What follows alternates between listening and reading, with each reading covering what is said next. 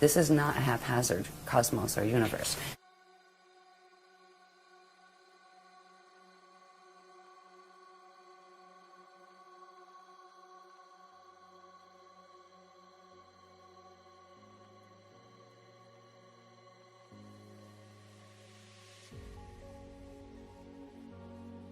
If we're going to talk about what is happening on the planet now, it does involve ascension, and ascension does involve stargates, but what is ascension anyway? I'm just going to show certain diagrams that will show structure, because structure is important.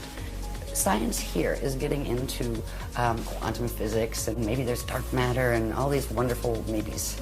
There is a whole order of these things. Yes, there's dark matter. Yes, quantum physics are real, but they have no idea the structures that are involved. You're going to understand what ascension is.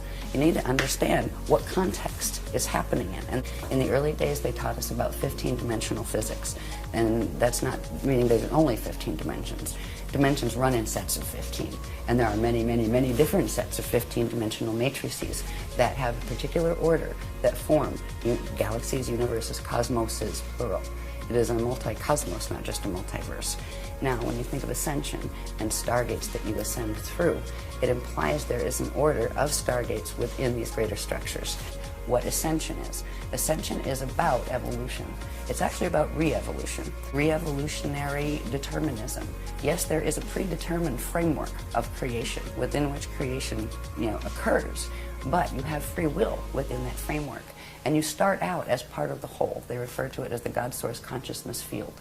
And from that place, you can enter into material experience that is all taking place within that God Source consciousness field. There is no place outside of God.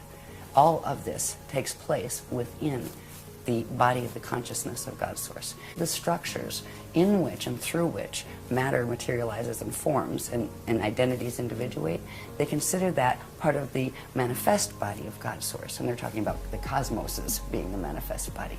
And there is a field of just pure cognition that is beyond that. It is eternal, it is always aware. Time as we know it in linear form is just not a reality there, but it's understood as an experiential quality within the framework of materialization. So in that context of understanding a little bit about how we look at God and the concept of God, yes, there is one. It's not some big father dude on with a big white beard that's going to send you to hell if you're bad.